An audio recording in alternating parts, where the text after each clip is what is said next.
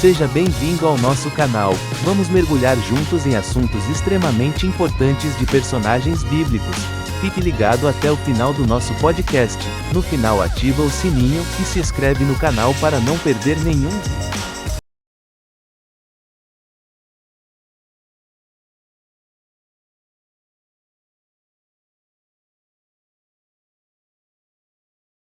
Olá, bem-vindos a mais uma conversa profunda aqui.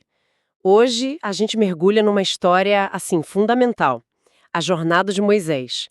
Desde lá do Egito, da escravidão, até o Monte Sinai, né? E os 10 mandamentos.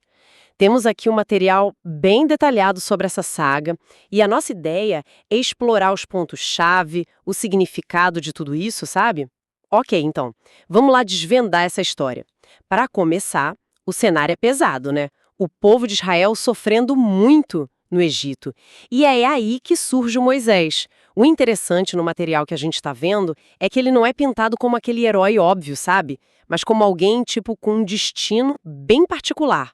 Um profeta, um mediador da lei divina. Exato. E o nosso objetivo aqui é justamente esse: passar pelos momentos cruciais da vida dele, entender não só a história, mas o contexto, né? E a essência dos mandamentos. E, claro, pensar em como esses princípios, que vieram há tanto tempo, ainda batem na nossa porta hoje, em termos de ética, de moralidade. Moldando tanta coisa até hoje. O primeiro grande momento, então, é no deserto, né? Aquele encontro com a sarça ardente. Lendo as notas aqui, Êxodo 3.2 fala da sarça que queimava, mas não se consumia. Uma imagem forte. Muito forte. E é ali que ele recebe o chamado, né? Para libertar o povo. Só que a reação dele, pelo que está descrito aqui, é muito humana. Ele hesita, pergunta tipo: quem sou eu para ir falar com o faraó? Dá pra sentir a insegurança dele. E isso que é fascinante, né? Essa vulnerabilidade toda. Não é aquela coisa do herói pronto desde o início. Pelo contrário, é uma resistência que a gente até entende diante de uma missão que parecia, assim, impossível. Totalmente. E a resposta divina, que a gente lê lá em Êxodo 3.12, é chave. Certamente eu serei contigo. O foco muda, sabe? Não é mais na capacidade do Moisés, mas na promessa da presença de Deus junto com ele. E tem também a questão do Arão, né? O irmão dele. As fontes mencionam que ele não foi sozinho. Isso, Arão foi dado como ajuda, como porta-voz, à boca de Moisés. O que reforça essa ideia, muito presente nos textos, de que a força para a missão não vinha da autoconfiança dele, que era baixa no começo, vinha do chamado e do suporte que foi dado.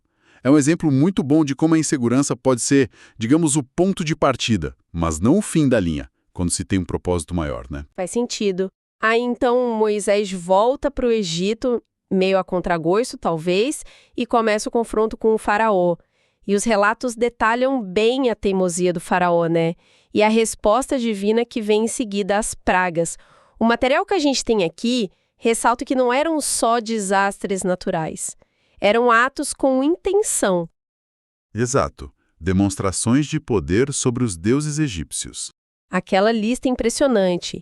Nilo vira sangue, rãs por toda parte, piolhos, moscas. Peste no gado, feridas nas pessoas, a chuva de pedras e fogo, gafanhotos cobrindo tudo, a escuridão total.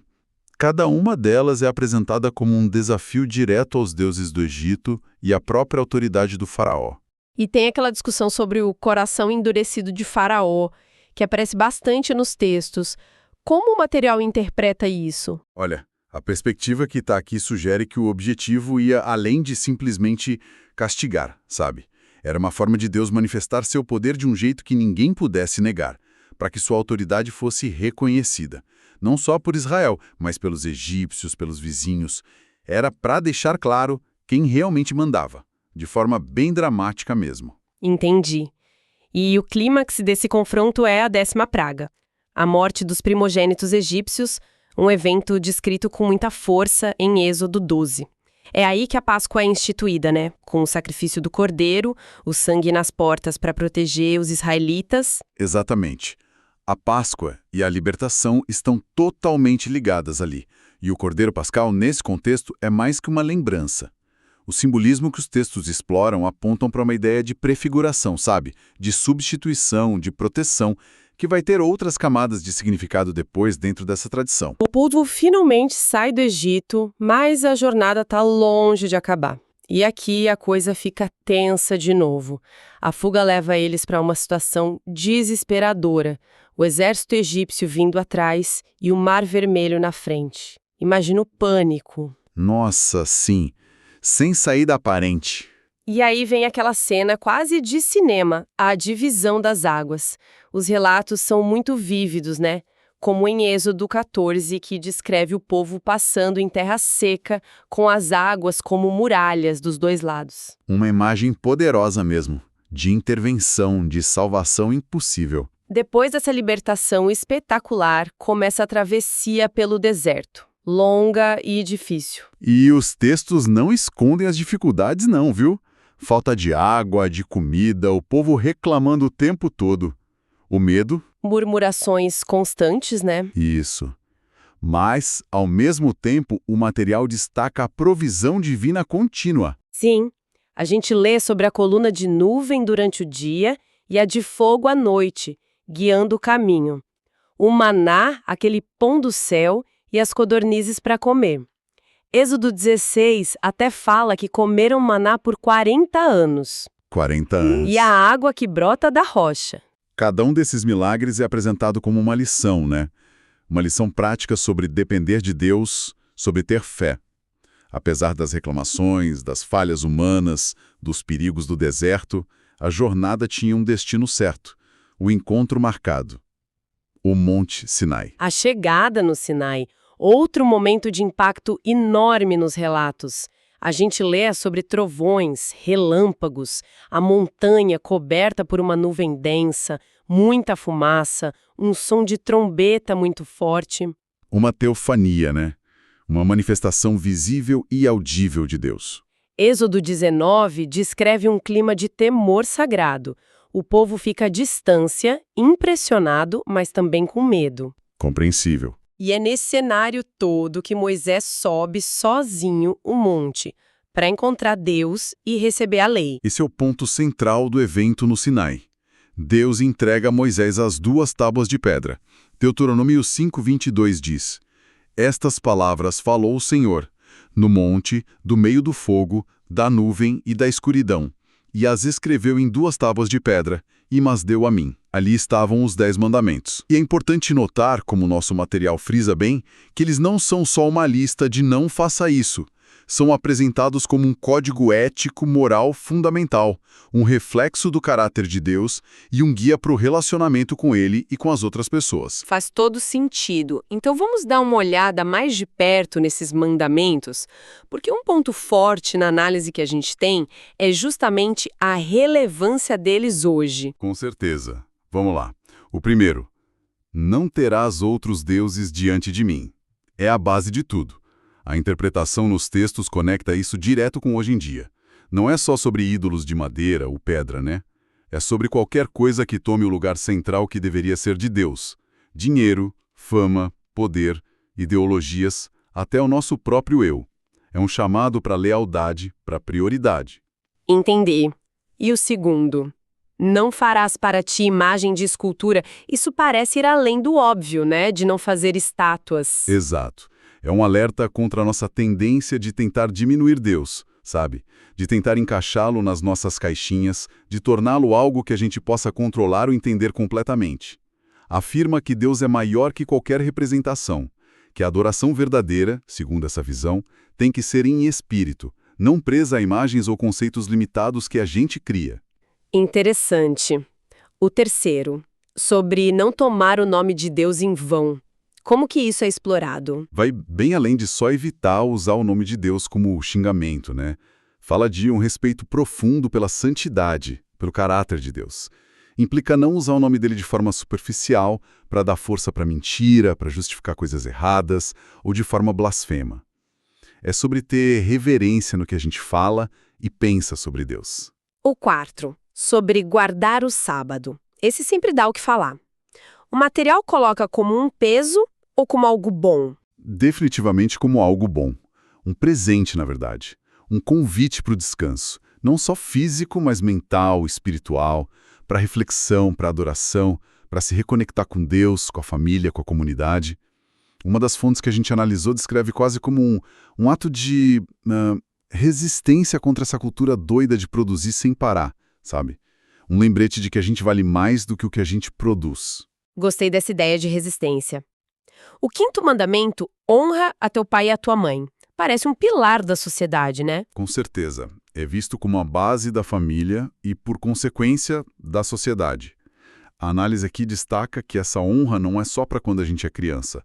Envolve respeito, cuidado, gratidão pela vida toda. E é o único mandamento que vem com uma promessa direta junto, lá nos textos originais, de vida longa na terra. É verdade.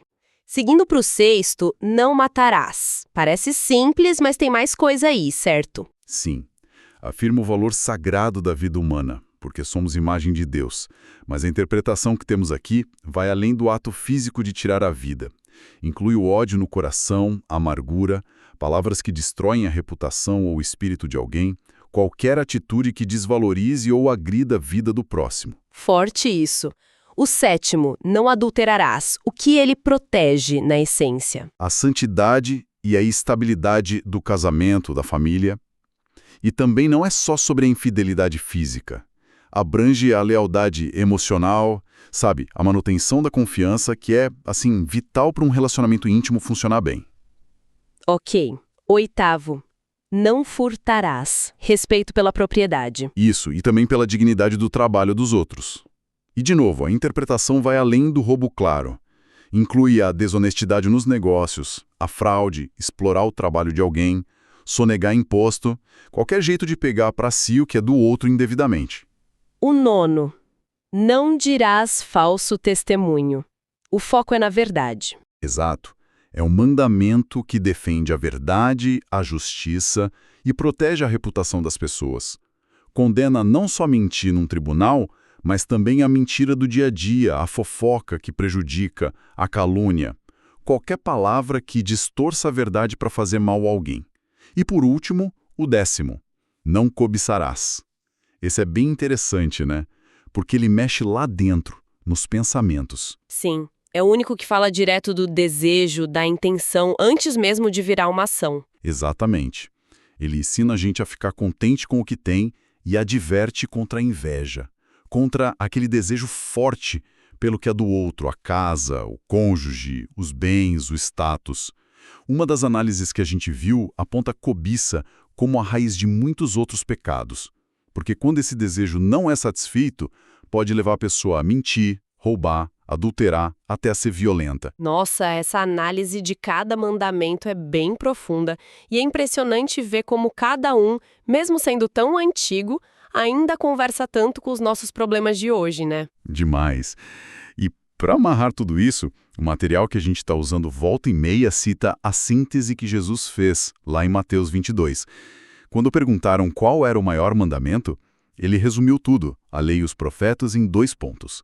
Amar a Deus acima de tudo e amar ao próximo como a si mesmo.